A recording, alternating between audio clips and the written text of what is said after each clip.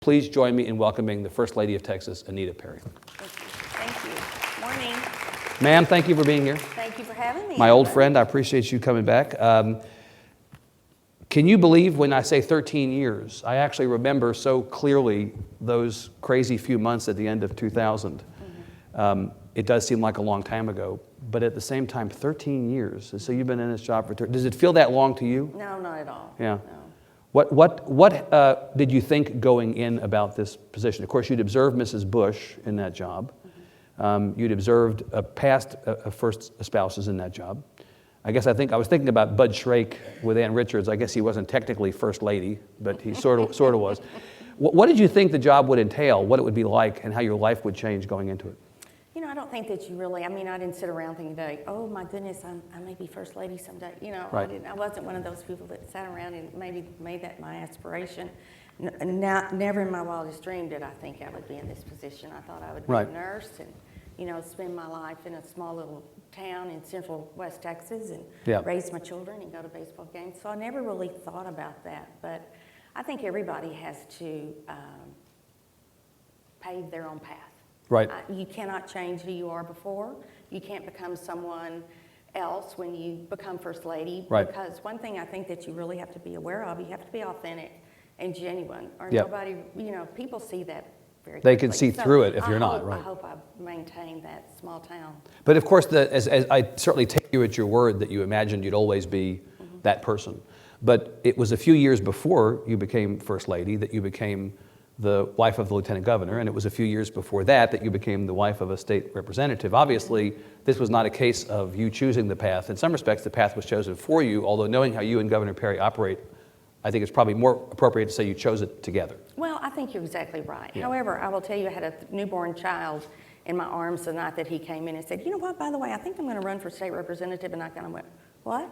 You're going to do what? What does that mean? Right. He said, well, you know, that means that I'll leave on Monday mornings and I'll be back on Thursday afternoons or evenings. And I go, okay, because I was full-time working and Right. had Griffin, who was 3 months old. And I thought, well, okay, I guess I can, you know, and kind of newlyweds too, although we dated forever. Right. But it was our first year of marriage.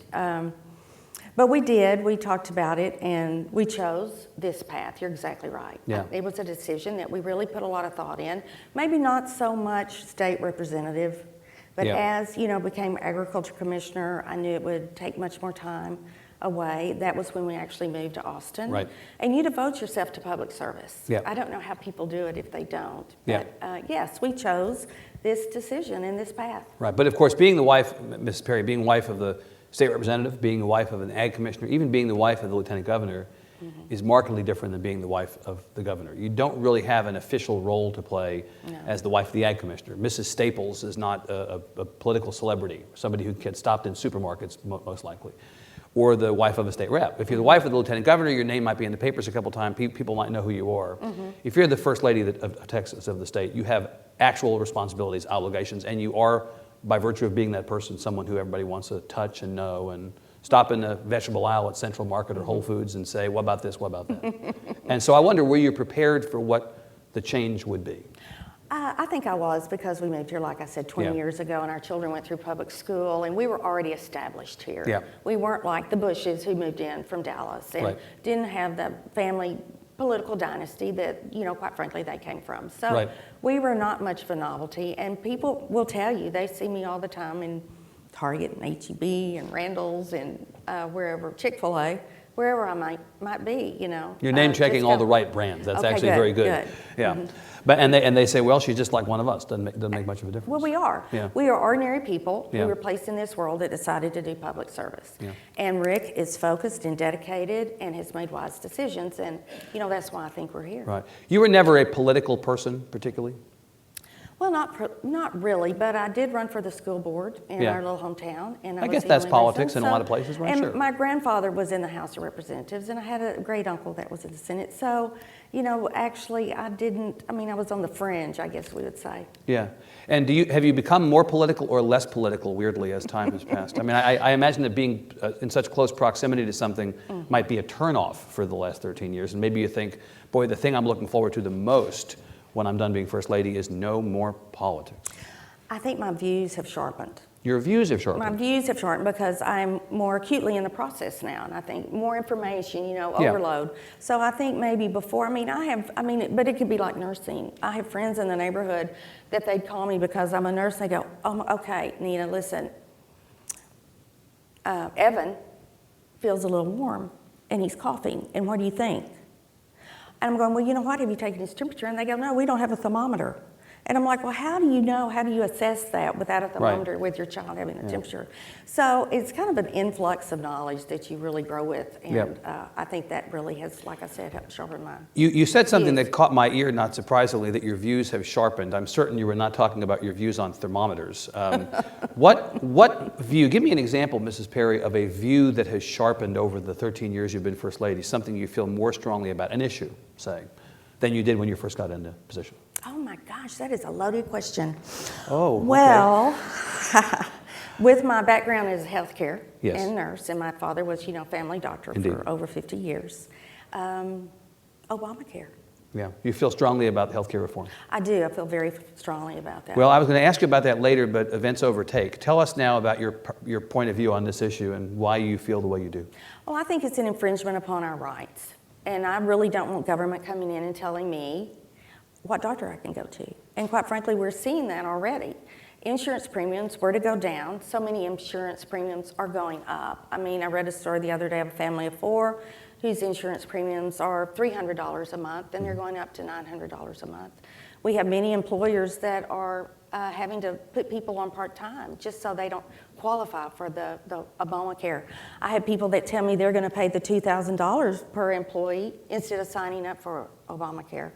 So I think on that, and it was something that was really ingrained in me from my father, who in 1970 said, "The minute we start taking money from the federal government, they will begin intruding into our lives." He was 10th Amendment before 10th Amendment was cool, wasn't he? Yes, a Mississippi boy for that. Right. But, we did. I saw that in the hospital. We started taking money from Medicare. Right.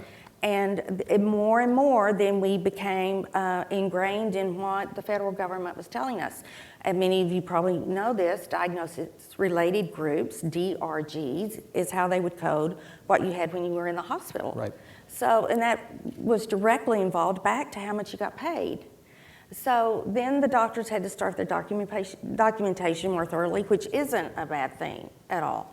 But it is an intrusion into your lives. Now, Ms. Perry, since we were talking about this, I'll ask you the question I asked Senator Cruz last night. You know that 1/4 of Texans, 1/4 of your husband's constituents have no health insurance. We like to be first in everything in Texas. I'm not sure we necessarily want to be first in this, but we are.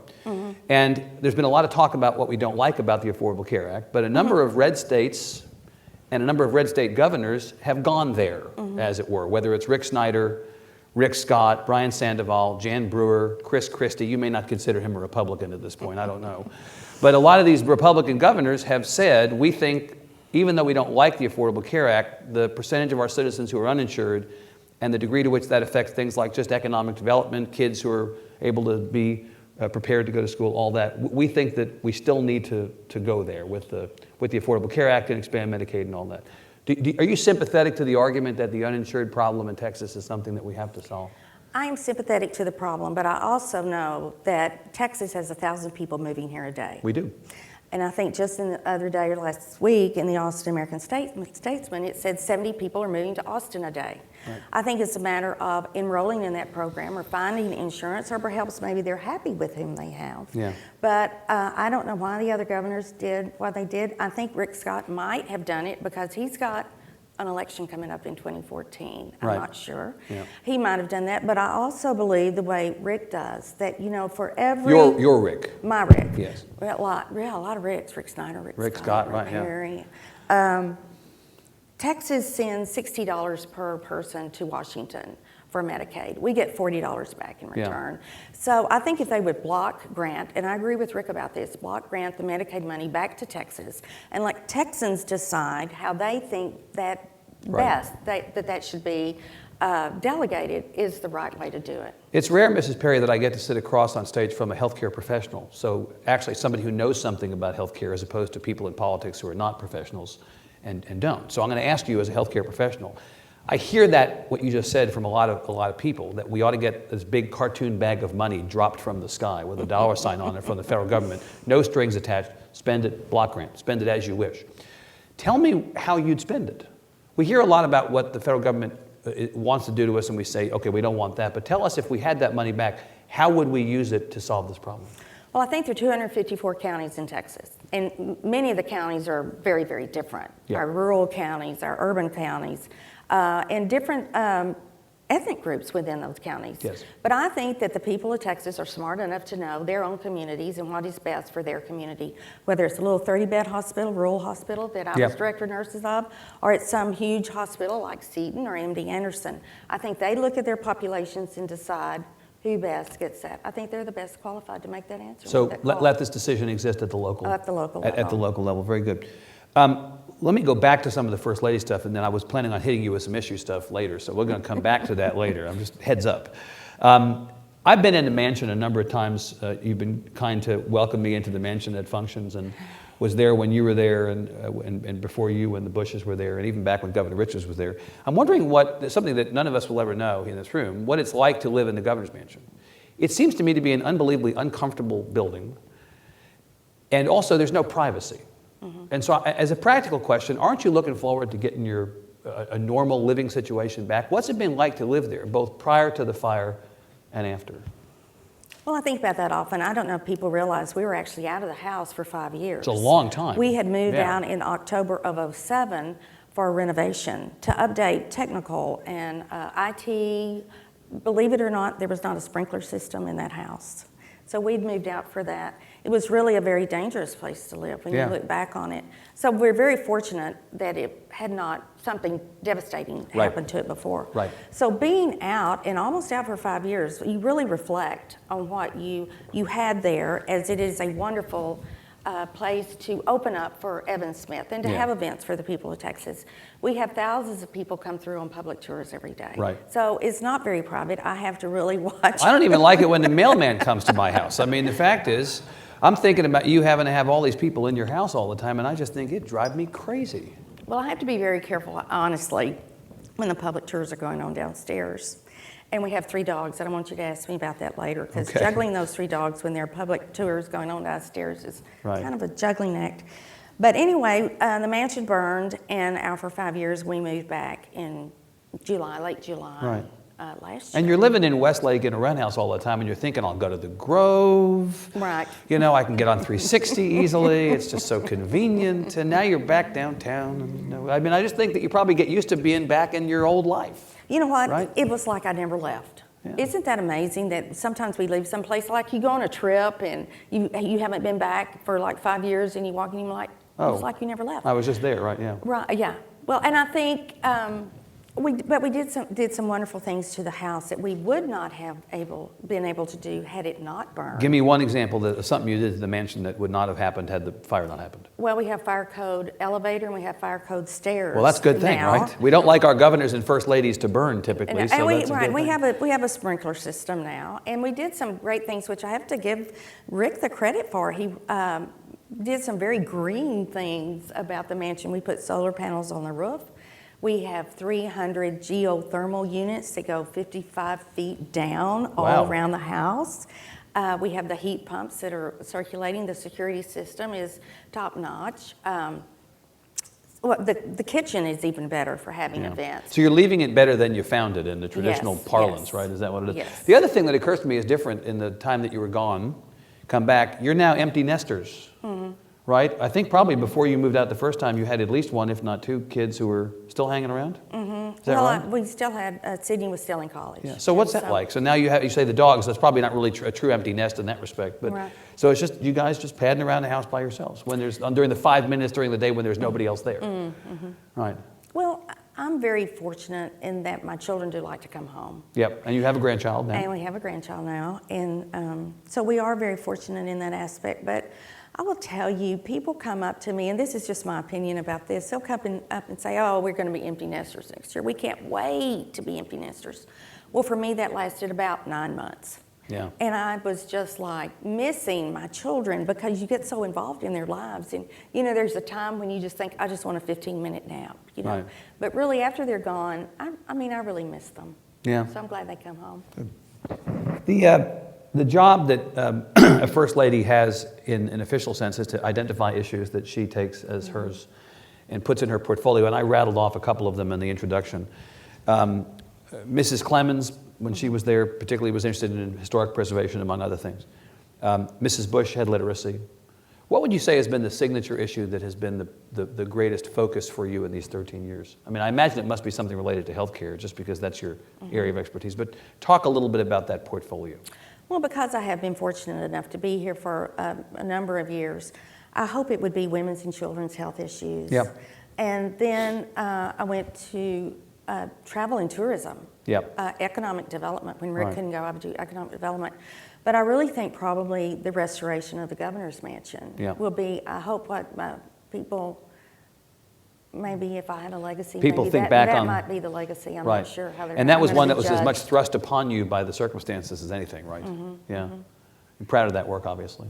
Well, it took a lot of hard work, and there were many people who didn't want the house to be rebuilt. And as Yeah. you know, we went to the legislature, and they generously gave us $22 million. The house was not insured, which a lot of people don't know. Again, amazing. Amazing. Yeah. So we had a governor's mansion that had no insurance and no fire code and Sprinkler no systems, sprinkler yeah. systems. I mean, how did we get to this point? It's kind of an amazing thing when you think about it.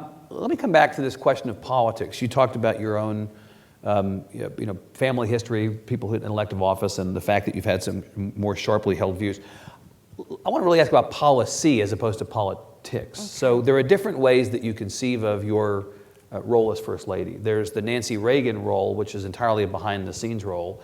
Maybe you think of that as one end. And then there's the Hillary Clinton role, right, which is more of an almost like equal partner, two for the price of one, was what you heard at that time. Where do you fit along that continuum in terms of how you and the governor talk about the business of the state of Texas? Are you more Nancy Reagan or Hillary Clinton? You know, I'd probably be somewhere in the middle, to the Yeah. lower, to the fore, Yeah. probably. He rarely asks me. Sometimes I kind of weave into the conversation my opinion, Yeah. and I never know if he listens or not. But Right. yeah, I'm not that.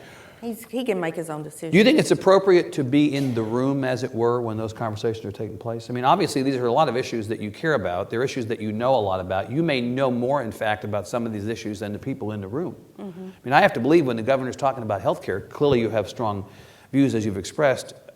Is he going to keep you out of that conversation? Or do you think there's a proper role for you to be in discussing that issue with him and his team? You know what I really like? I like for everybody to come in. I like his staff to Yeah. inform him and prep him and let him form his own opinions in. And then if he's not comfortable with it, he might ask me my opinion. Yeah. But I'll have to say that, you know, typically we agree on most everything. So Well, that's actually where I was going to go next. You know, we found out with Mrs. Bush, when she got out of the White House, after the fact that there were issues in which she and President Bush disagreed. Same-sex marriage was one. Right. I think that's officially one. Unofficially, there's a suspicion that they disagree on the abortion issue, but officially, she's accepted that, you know, I have a difference with my husband on same-sex marriage, but it was not really my place to press that position. I hope I'm characterizing Mrs. Bush's position properly, when he was in office. So in your case, are we going to find out after you're done being First Lady that there are issues on which you and the governor disagreed, or are you all just 100% in lockstep? We're probably not going to hear anything from me, no. Okay, so I take that to mean you're not 100% in lockstep, but that we're also not going to hear about it. That's probably true. Is that fair? That's fair. That is part of fair. the That's marital right. relationship, Yes, more accurately. yes. So, well, I have to ask you then, despite that, or maybe actually I'm not expecting I'm going to hear a difference. Maybe that's more accurate. The time that we spent this summer around Senator Davis's filibuster and the question of whether women's voices generally are heard in this state. You know, Senator Van de Putte said that night, what does a woman have to do to be heard above the men in this chamber? And in some ways, that thematically was what that whole time was about, women feeling as if they're not having an adequate say in the policies that affect them, that the states puts into place. So there was a kind of big fuss after that about comments that the governor made. Said, well, you know, Senator Davis as a single mother should have learned from her experience. I think I'm paraphrasing what the governor had said. He got criticized for that. Do you have a point of view about what we saw during that whole time, governor's comments, and Do you share his point of view on that issue and on issues related to women's rights and women's access generally? Or is there any difference that you can offer between you and him? Well, if I can go back to that comment, I don't really think the way that he said it was the way that he meant it.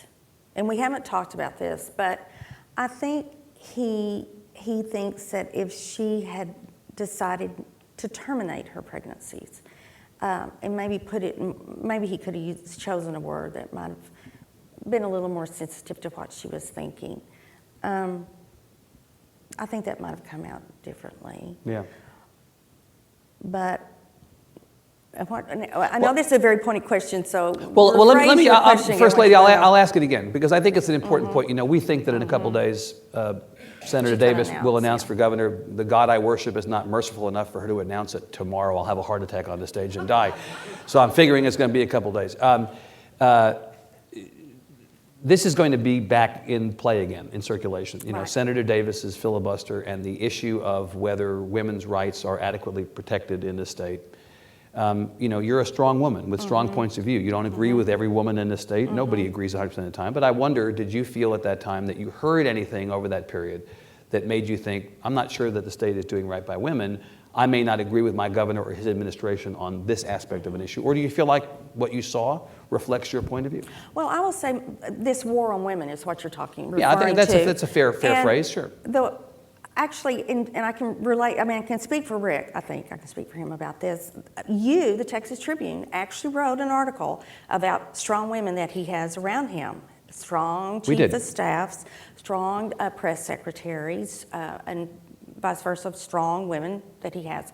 And thank you for that compliment. I like to consider myself a strong Texas woman. And something else that Rick did that actually went back to that issue is the federal government took money away from our women's clinics. Texas actually put money back in, and the legislation that was passed protects those. It said like you needed to have a hospital within, I believe, 30 miles or something, should something go wrong in the case of an abortion. So really it was trying to protect women's rights and their safety if a woman decides to go ahead and make that decision. And I believe there are only 4 countries in the world that allow abortions after 20 weeks. Right. And Texas, you know, was one of them. So you went from 24 to 20. So in that aspect, is that the war on women? No, I really don't see that as the part of the war on women. I see that as really protecting women. Right. So when women say to you, Mrs. Perry, you're the First Lady, you understand that this is an important issue and that women's rights are an important issue, and you know, we hope that you'll stand with us. Your view is governor's got it right, administration has it right. Well, it is that's really difficult for me, Evan, because I see it as a woman's right. You know, if they want to do that, that is their decision. They have to live with that decision. Mrs. Perry, I want to be sure that you didn't just inadvertently make news. Are you saying that you believe that abortion is a woman's right to make that choice? It is not mine. It is not something that I would say for them. Do you believe that the state is attempting to say for them, and that if the governor and his administration had its way, it would say for women that it was not their right? I think it goes back to the states, and Texas has decided that no, that is not what we want in the states. Right, but your personal point of view is that it's a person's decision within the law to make that choice. Well, I don't really think that's making news. I mean, I think that's, you know, yeah, that could be a woman's right. Mm-hmm. You know, it's just like it's a man's right if he wants to have some kind of procedure. Right. But I'm not, I mean, I don't agree with it, and that's not my view, but I'm not going to criticize Wendy Davis. I'm not going to criticize, and I told this to Valerie Jarrett, Michelle Obama's chief, or President Obama's chief. I'm not going to criticize Mrs. Obama if she wants to make food healthier, and that's what her view is. You know, the older that I get, there are 2 sides to every nickel. What I believe, what Evan believes, what Wendy believes, what Michelle believes, God made us our own individuals. Yeah. And I think that I can believe what I want to believe, and Evan, Wendy, and Michelle, you can believe what you're going to believe. Right. But And you believe, and last question on this, you believe the law of the state as it is at present respects the rights of individuals to make those individual choices? That's the law of the state. Yeah. You believe that's the case? That's the law of the state. Okay. Let me ask you about your husband. Why is he wearing these Rachel Maddow glasses the last couple of weeks? Okay, I've got something, but I can't say that on tape. I don't think they're Rachel Maddow. Well, they're Rachel Maddow-esque. Let's call them Maddow-esque. Is that what it is? Ish. They're Maddow-ish. I mean, you understand that there was quite a little flurry of comment about this. Well, the governor's wearing these glasses. What's going on there? Well, he's never really worn glasses before except for reading glasses. Yeah. And he's older, and as you get older, Ravages of age, change. that's what it is, right? Ravages of age. And so he needed them and was having some difficulties, so the ophthalmologist put him in glasses.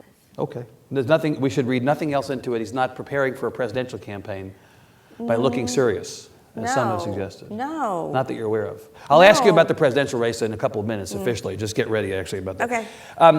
Mrs. Perry, one of the things about being First Lady for 13 years is that you've spent 13 years listening to people say the most awful things about your husband. It is no different for any other First Lady. It's no different for any other political spouse, husband or wife. Does it get old after a while to have to hear people say what they say about him? I mean, I'm certainly sympathetic to that. I think that if you're the First Lady, you kind of have to hold your tongue. You defend your husband, but people have had horrible things to say about your husband over these years. They had horrible things to say during the presidential campaign. Talk to me from the spouse's perspective about what that's like and how you maintain your composure and your good nature.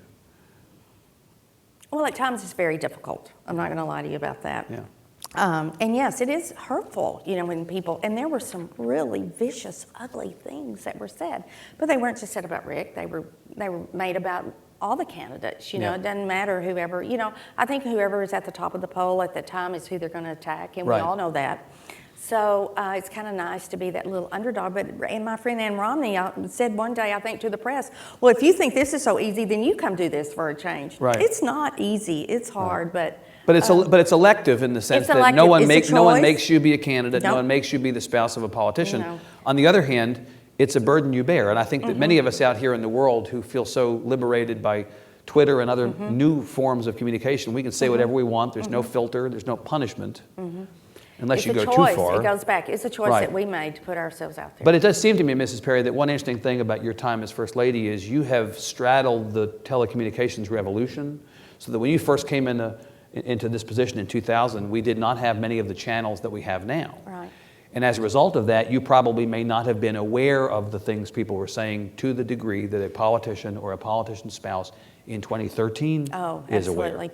24/7 news cycle is really brutal. What you said about Really maybe brutal. not being on Twitter all the time, maybe you should just stay off completely, I know. actually, because... Well, I do that. I don't blogs, or so Yeah. many of these things I don't go. And if I do read comments, if I'm reading comments and I'm thinking, okay, well, this might be okay, and I'll get down there in the middle of the comments and go, oh, that's really awful. Right. No. And that's one thing that really, really bothers me that I would hope would come out of this thing, that if consider it newsworthy or making Yeah. a statement, is I do think politics have gotten, I think I read one line, it's almost like we're at a civil war again. We need to bring civility back to politics. Yeah. Just like you and I do not agree on everything. I don't agree with Wendy Davis on everything. But I would hope, I would hope if I met her, and when I do occasionally see her, we are civil to one another. Right. Well, And we have why do you respect for think each other. why do you think incivility has become part of politics? It really is the default now. It's not unusual. It's unusual if there's not incivility. So what do you think's happened? I think that when you can go on the internet and have something that is tweeted or in a blog or a comment, that there is no personal responsibility for what you say. You can say the most awful things and nobody's going to say anything to you about it. Right. Now, you can have a disclaimer like, you're not going to take those kind of comments, but people can say whatever they want. No personal responsibility. Get Right. away with it. Yeah. Do you think your husband is misunderstood? I do. Correct I think us. he is. Correct the misimpressions that you think all of us out in the world have about him. Tell us what about him has been misunderstood.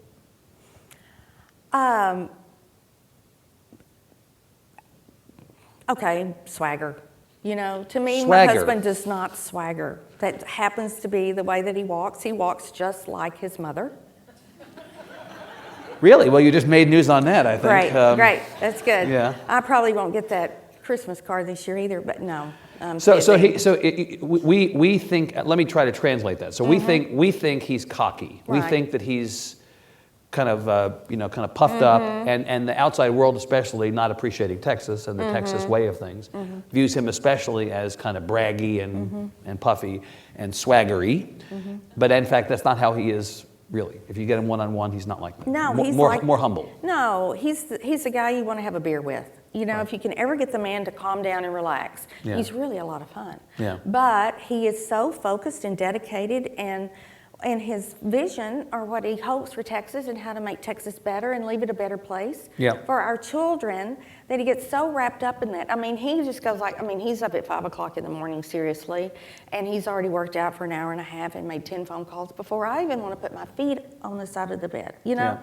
So he's very focused in what he's doing. He's very genuine and he's very authentic. He's not to me, and I've known him a long time. Right. Well, you're the one who would be in a position to tell us. Anything else about him that you think has been misunderstood, misreported, misperceived? I think he has a vision. I think he's very far thinking. Right. People think maybe he doesn't read. He is one of the most well-read people that I know. He has a book by his bedside, probably like you. He's got a book that he carries with him. He's got a book in his car. I'm in the People magazine. I'm in the Real Simple. You know, no. The governor reads Real Simple. You are just making news. You're reading Real Simple. I am in the Real Good. Simple. Trying All right, to think. good. No, I'm the Real Simple in People. Right. You know, But he reads he's Wall more Street Journal, Economist. I mean, Right. I'm picking up magazines all over the house. Got it. Do you think the presidential campaign partly, and we talk about that a little bit if you want, or maybe if you don't want, I may ask it anyway. Do you think that contributed to the perception that, I mean, you say that people think the governor doesn't read. I think it's fair to say that there are people who walked away from that campaign thinking that maybe the governor is not as smart as he wants us to believe he is. And I think, having observed him for many years, I would say I think that's not a fair characterization. He had a tough go on the presidential campaign, but do you think that's the perception of him now out in the world, that he's the oops governor? Well, I hope not, but we got to remember about oops. That was such a human error. Who out there has not remembered the 3 things they were supposed to get at the grocery store? I have to call my wife from the middle of Randall's almost every time I get that. Milk, bread, and what was the other one? Right. You know, I mean, really, such a human error. And unfortunately, it happened on a national stage. Yeah. And it did change a lot of the perception that people had of him. But I will tell you, you cannot jump into a presidential race 6 weeks after you've had major back surgery. So do you believe, have you concluded, Mrs. Perry, knowing the circumstances of that situation as you do, that it was ultimately the wrong decision for him to get in that race on the timetable that he did? Well, it was wrong in that you need at least 2 years to prepare for the presidency, and don't go run for president after you've had major back surgery. Right. And no, I'm not going to say it's the wrong decision, because it was the right decision for us at that time. We felt it was the choice that we made. Yeah. And a friend of mine came up to me the day that we withdrew from the race in South Carolina, and with tears in her eyes, and she said, you know, in our party, you have to run for president more than once. I mean, George W. Bush was the atypical one who never, but he'd been in national politics. So whether he did come across that way, but I'm hoping that, I mean, he is not that same man that during the presidential race, just like what I see for him today, is what I thought I would see out on that campaign. You think the press treated him fairly during that campaign? Not really. No, because one of the commentators at the debate when that happened in Michigan, female, came to me later and she said, I didn't see it. She said, I didn't see it as that big an issue at that time.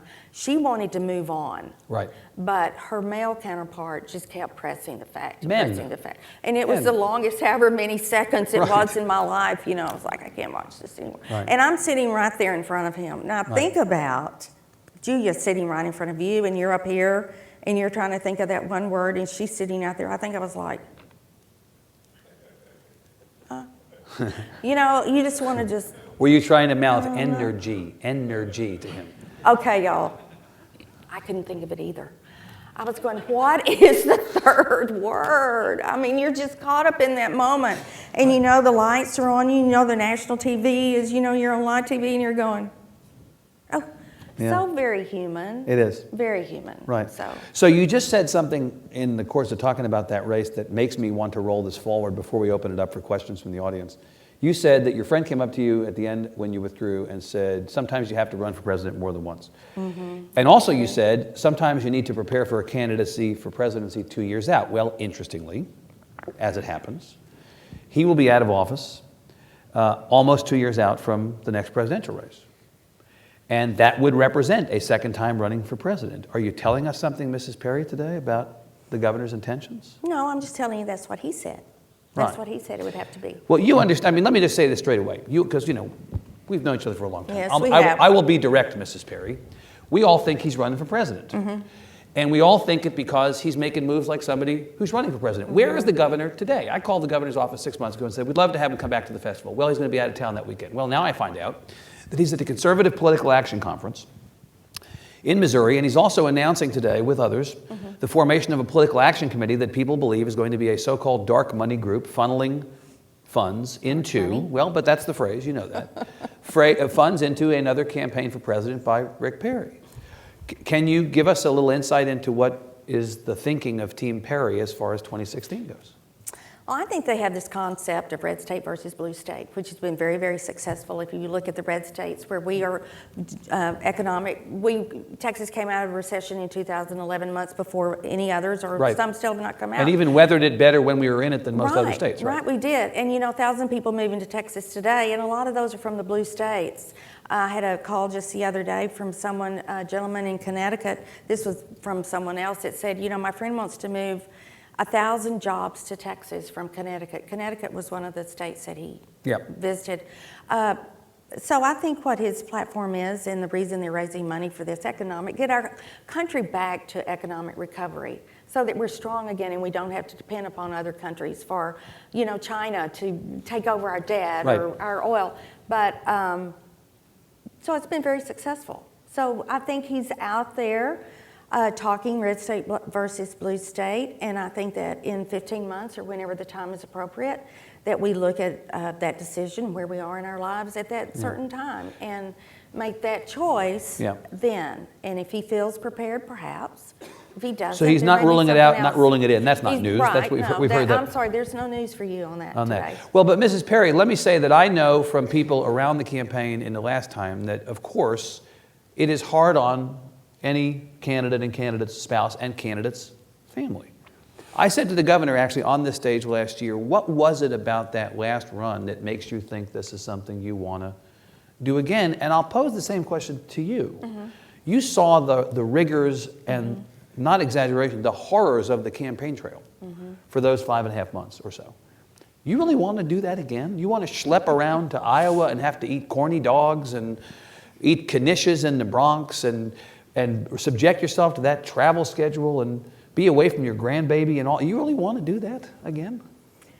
Evan, getting out across this country and traveling around this country and eating those corn dogs, vegetarian dogs, or whatever they are, is one of the greatest things that you could do in life, as far as I'm concerned. Thank God you're doing it and not me. But it's public service, and it's what we love to do, and we think that America is the greatest country. The United States is the greatest country in the world, and we think it has faltered, and we want to see it rise to its prominence again, and we want to be that strong nation again, and we want to be leaders for our children.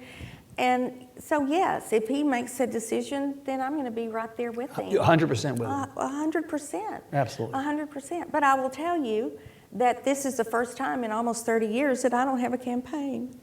Isn't that cool? But don't you like that? I kind That's of like great. that, yeah. And, we're looking at if Wendy decides, she announces, and, and whoever else in that governor's race, I'm sitting back reading the paper over my second cup of coffee. Yeah. And it's like the kinda rest nice. of us, right? You're learning all those things as you And you if go. I miss a workout, it's okay, because I don't have to go out there. It was your husband, was it not, who appointed Rita Clements to the Regents? It was. You want to be an A&M Regent or a UT Regent? I don't think either one of those right now. But how cool would it be if after all this fuss over higher ed reform, you were appointed to the University of Texas Regents? Well, I do have a graduate degree from the University of Texas, and I would be very honored to serve in any capacity that someone might. All the people who appoint think me. all the people who think your husband hates UT. He does. But all the people who think that, if you were put on the Regents, they would think you were like a Brody from Homeland. You were a sleeper cell, actually, that's being right. installed, right, on the Right. Regents. Oh, absolutely. Bomb strapped to your chest.